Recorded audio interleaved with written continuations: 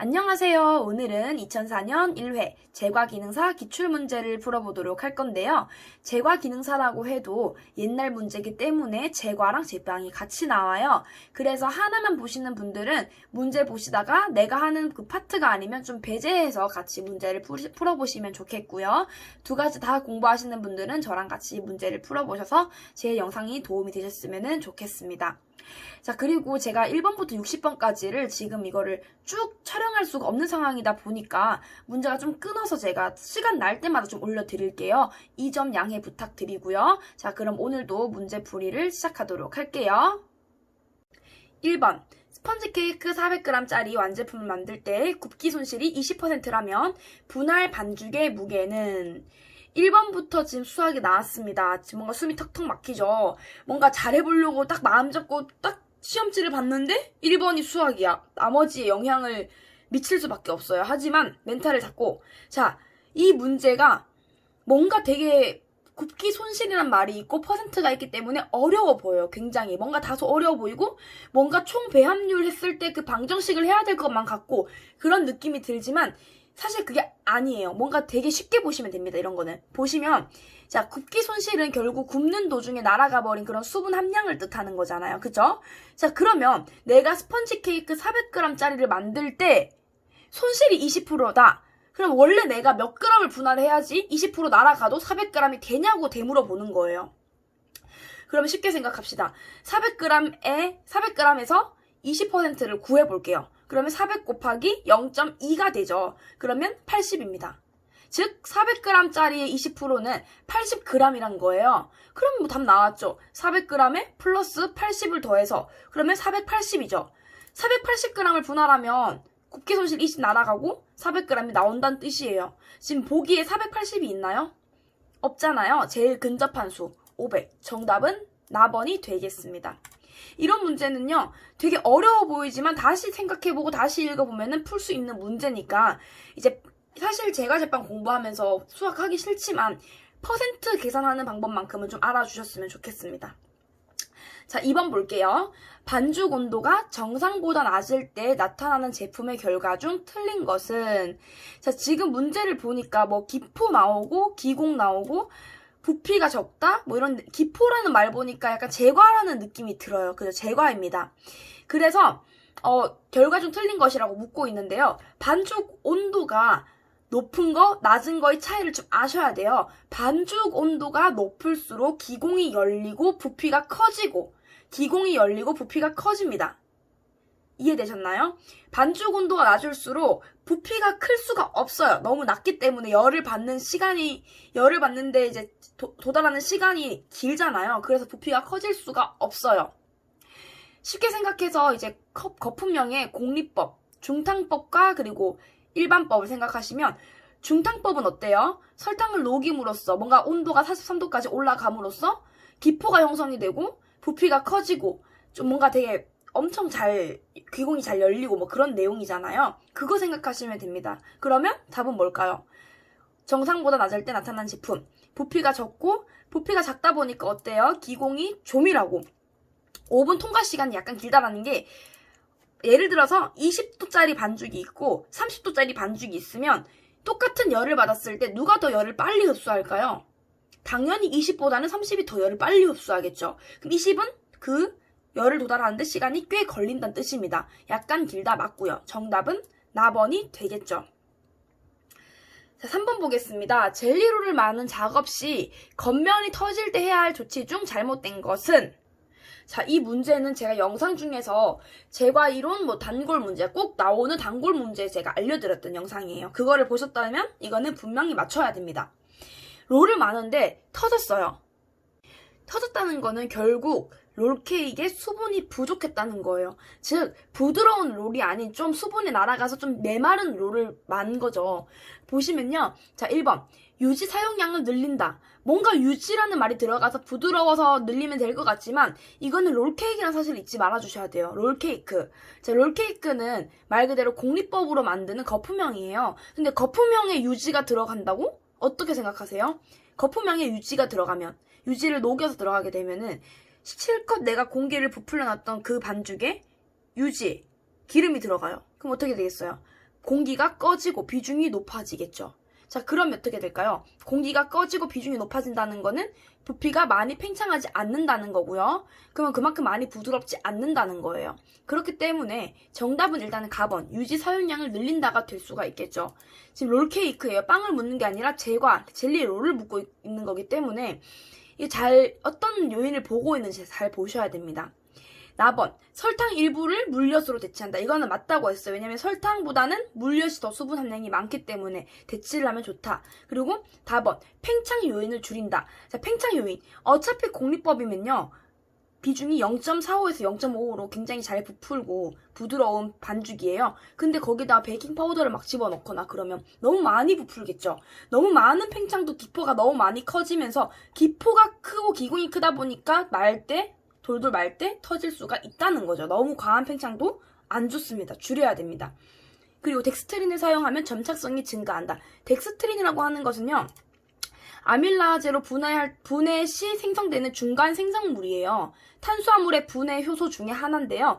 이거는 반죽에 좀 점착성을 높여주는, 좀 끈적끈적하게 해주는 그런 역할을 하는 건데요. 덱스트린 사용하면 점착성이 증가한다. 즉 끈적끈적해지면 물엿과 같은 역할이 된다라는 거죠. 이 세 가지는 맞지만 유지를 늘린다는 거는 비중을 높이고 반죽을 좀 부피를 완전히 꺼뜨려서 뭔가 부드럽지 않는 반죽이 만든다는 거기 때문에 정답은 가번이 될 수가 있겠습니다. 근데 이거 말고도 답 중에서 왜 전란의 함량을 노른자로 대체한다 뭐 이게 있어요. 그것도 틀린 거예요. 지금 문제는 이거지만 보통 이거 말고도 전란 함량을 노른자로 대체한다 또는 노른자 함량을 높인다라는 말이 있어요. 전란보다 노른자 함량을 높인다. 그것도 틀린 거죠. 왜?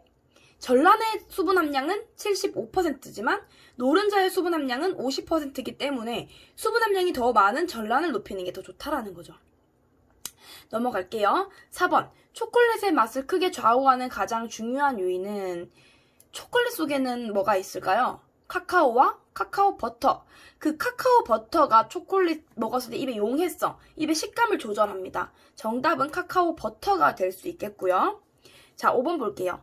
반죽 무게를 이용하여 반죽의 비중 측정 시 필요한 것은 반죽의 비중이라고 나왔으니까 이것도 제과라고 할 수 있겠죠.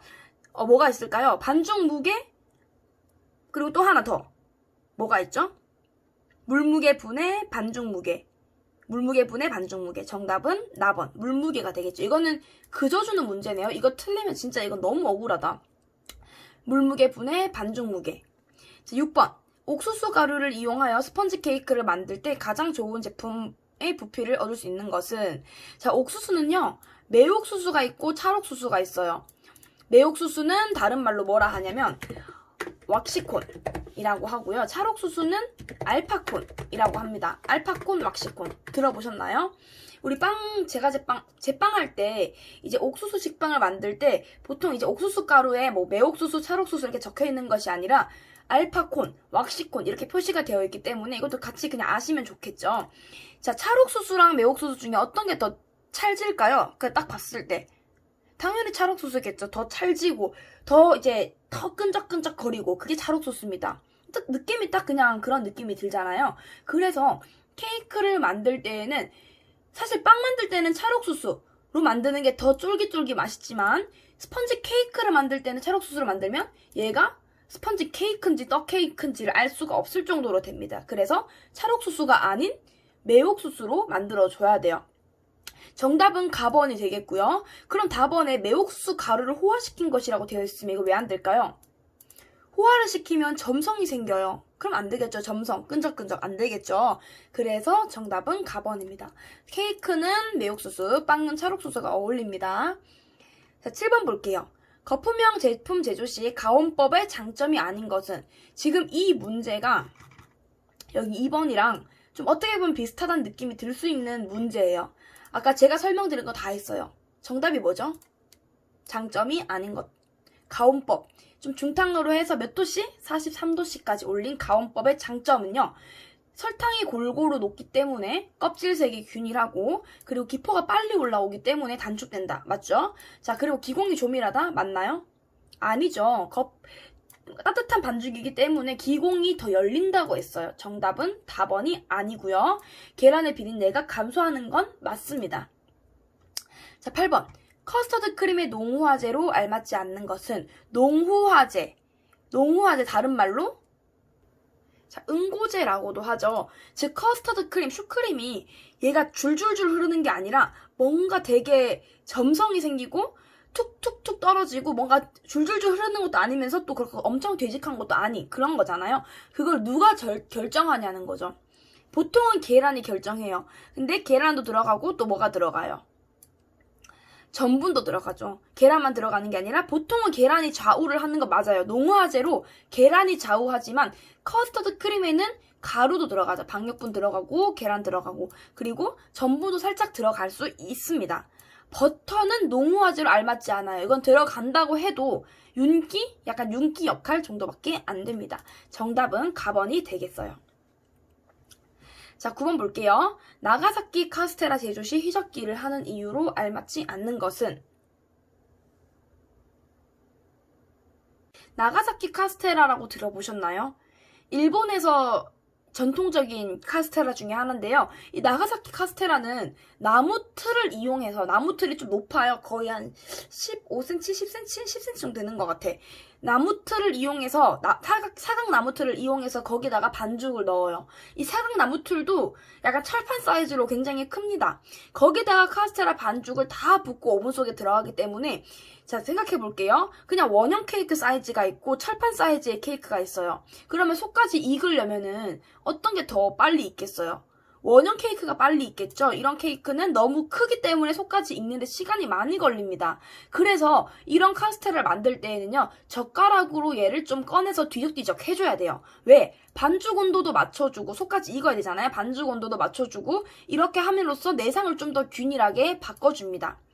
그리고 좀 더 그냥 얘를 계속 열만 받게 하는 것보다는 좀 뒤적뒤적 해주는 것이 껍질 표면도 좀 매끄럽게 할 수가 있어요. 근데 팽창을 원활하게 한다는 거는 휘적기랑은 어울리지 않는 말이기 때문에 정답은 라번이 될 수가 있겠고요.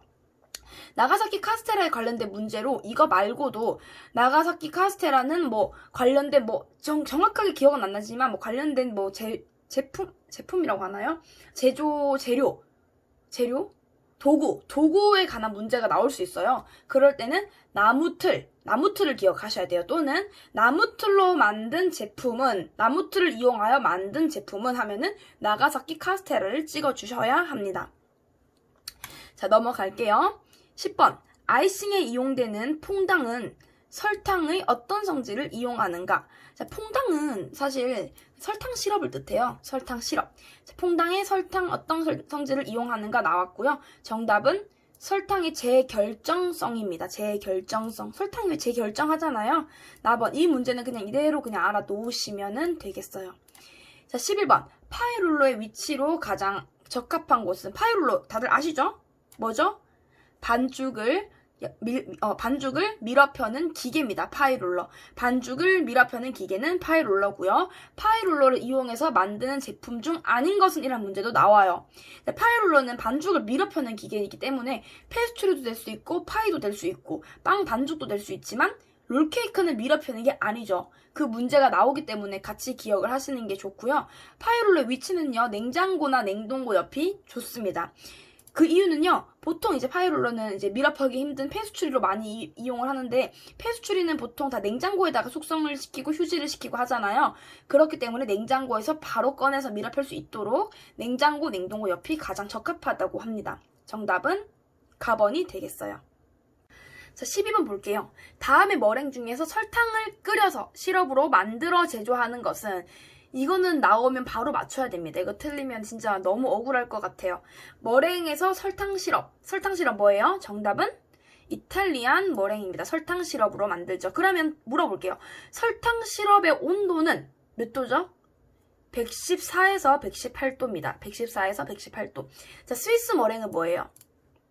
스위스 머랭은 흰자를 따뜻하게 중탕을 해서 흰자를 중탕해서 만든 머랭인데 여기에다가 레몬즙처럼 산을 떨어뜨리는 게 스위스 머랭이고요. 온제 머랭은 산 안 떨어뜨리고 그냥 따뜻하게 만든 머랭. 냉제 머랭은 우리 일반 알고 있는 흰자에 그냥 설탕 넣고 믹싱하는 방법이 되는 겁니다.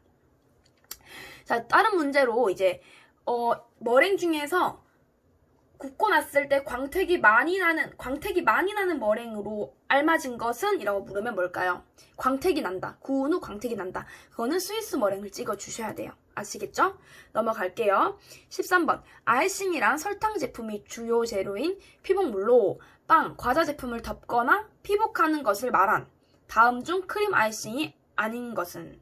말한다가 이거 문제 이상하다. 말한다. 다음 중 크림 아이싱이 아닌 것은 이거 같아요. 그죠? 정답은 크림 아이싱이니까 아닌 거 퍼지 퐁당. 답은 3번 단순 아이싱이 되겠죠. 단순 아이싱은요, 크림이 들어가지 않습니다. 그냥 간단하게 생각하시면 돼요. 정답은 단순 아이싱이에요. 14번. 퍼프 페스츄리 반죽의 휴지 효과에 대한 설명으로 틀린 것은? 페스츄리를 휴지 왜 시키냐고 묻는 것 같아요. 휴지시키는 이유. 글루텐을 재정돈시킨다. 이거 맞고요. 밀어펴기가 용이해진다. 맞습니다. 아무래도 반죽이 좀 차가워지면 밀어펴기가 쉽겠죠. 그 다음에 CO2. 이산화탄소가스를 최대한 발생시킨다. 이건 말 자체가 틀렸어요. 이산화탄소가스를 최대한 발생시키면 반죽이 바람이 차서 왜 밀어펴다 보면은 뭔가 기공이 부푸는 뭔가 좀 여기 왜 뭔가 뭐라 해야 될까요? 기포가 들어간 느낌? 그런 느낌 볼 때가 있어요. 그건 이제 휴지를 안 시키고 그냥 바깥에서 방치하거나 그런 경우에만 생기는 현상이기 때문에 이건 생기면 안 되잖아요. 그런 걸 좀 억제시키기 위해서 휴지를 하는 거라서 정답은 답번이 되겠고요. 라번. 절단 시 수축을 방지한다. 휴지를 시키게 되면 반죽 온도가 낮아지기 때문에 반죽을 재단할 때 수축을 좀 방지할 수가 있겠죠. 정답은 답번이 됩니다. 자, 15번. 반죽형 케이크를 구웠더니 너무 가볍고 부서지는 현상이 나타났다. 이 문제는 2011년 제가 예전 기출문제 영상에서도 봤던 것 같아요. 아닌가? 맞는 것 같은데. 너무 가볍고 부서지는 현상이 생겼다. 자, 그럼 볼게. 왜 부서졌냐? 가벼우면 부서진 거잖아요. 근데 반죽에 밀가루가 많다는 거는 가벼운 거예요? 아니잖아요. 가루가 많은 건 가볍지 않죠, 결코. 공기 양이 많아야지, 기포가 많아야지 가벼운 거지. 밀가루 양이 많은 거는 가벼운 게 아닙니다. 정답은 일단 가번이 되고요. 자, 나번. 반죽에 크리마가 지나쳤다. 반죽에 크리마는 이제 공기를 포집하는 거죠. 공기 포집을 너무 과하게 했기 때문에 가볍고 부서지는 거고, 팽창제 사용도 마찬가지. 팽창제를 많이 사용했기 때문에 많이 부풀고 가벼워졌다. 쇼트닝 사용량이 많았다. 자, 유지예요. 아까 그 거품형과는 달라요. 반죽형은 쇼트닝, 유지가 주가 되기 때문에 유지량이 많으면 굉장히 부드러워집니다. 그래서 부드러워지니까 가볍고 부서지는 현상이 나타났다고 할 수가 있는 거예요. 절대로 이 유지에 대해서는 거품형과 반죽형을 좀 나눠서 생각을 하셔야 됩니다. 정답은 가번이 되겠죠. 16번. ppm이란, 자, 이거 뭐예요? 이거는 저희 영상 보셨으면 100% 풀 수 있는 문제입니다. ppm. 100만 분의 1. 100만 분의 1. 16번 답이 되겠고요. 4번이 되겠고요. 자, 17번. 일반적인 스펀지 도우법으로 식빵을 만들 때 도우 반죽의 가장 적당한 온도는, 자, 스펀지 도우법. 지금 이건 제 빵이에요. 스펀지 도우법. 자, 스트레이트법의 적당한 온도는 27도고요. 스펀지 도우법은요, 믹싱을 총 2번 하는 건데, 처음 믹싱해서 만든 그 반죽을 스펀지라고 하고, 그 스펀지에다가 다른 재료를 넣고 또 만든 것을 도우라고 해요. 결국 도우 반죽, 최종 반죽의 온도를 묻고 있는 거잖아요. 정답은 27도입니다. 스펀지의 온도를 묻는다면 24도가 맞고요. 도우를 묻는다면 27도가 맞는 겁니다. 자, 18번. 성형에서 분할된 반죽을 롤러에 통과시킨 주된 이유는? 분할된 반죽을 롤러에 통과시켰다. 롤러에 통과시켰다. 이거는 파이롤러가 될 수 있겠고, 그쵸? 뭐 기계를 사용한 것 같은데, 지금 이게 성형에서 분할된 반죽이라고 하는 것은 지금 이건 제 빵이네, 제 빵. 주된 이유는 2번. 가스를 고르게 분산시키기 위하여. 우리가 이거 지금 결국 밀어편다는 거잖아요. 밀어펴는 게 두께를 맞추거나 뭐 내가 모양을 만들어서도 있지만 가스를 좀 빼주는 거죠. 가스를 고르게 분산시키는 역할도 되는 겁니다. 정답은 나번이 되고요. 가다라는 절대 전혀 상관이 없는 얘기예요. 자, 19번. 일반적으로 적절한 2차 발효의 완제품 용적이 몇 프로가 가장 적당한가요? 자, 이 말은 내가 빵을 이제 이렇게 성형까지 다 끝나고 발효실에 넣었어요. 2차 발효 들어간 거예요. 2차 발효에 지금 적절한 완료점을 찾아라는 뜻입니다. 제가 왜 처음 부피의 1.8배 이렇게 말씀드렸지만 사실 완제품의 80%. 완제품의 크기가 손바닥만한 거면은 내가 진짜 주먹만한 빵을 이제 2차별에 넣었어요. 근데 내가 원하는 크기는 손바닥인 거예요. 그러면 손바닥 크기의 80% 정도만 커지면 된다라는 거죠. 왜냐면 발효를 너무 손바닥만큼 시켜버리면 오븐 스프링에 의해서 얘가 팽창을 해버리니까 더 커질 거 아니에요. 그래서 정답은 80%, 19번 답은 다번이 됩니다. 80%, 80을 찾으셔야 돼요. 19번 답은 다번. 자, 20번 볼게요. 오븐에서 빵이 갑자기 팽창하는 현상인 오븐 스프링이 발생하는 이유로 알맞지 않는 것은 가스압의 증가, 맞죠? 열을 받았으니까. 알코올의 증발, 이것도 맞습니다. 탄산가스의 증발, 맞아요. 단백질의 변성. 자, 이거는 아셔야 되는 게 단백질의 변성은요, 결국 단백질이 응고되는 온도를 말하는 거예요. 오븐 스프링의 온도, 그리고 이스트 사멸하는 온도, 단백질 변성 온도 다 외우셨죠? 오븐 스프링 온도 몇 도예요? 60도. 그리고 이스트 사멸 온도도 60도. 근데 단백질 응고, 변성 온도는 74도입니다. 그럼 아닌 게 바로 라번이 되겠죠. 다음 시간에 21번부터 40문제까지 진행하도록 하겠습니다.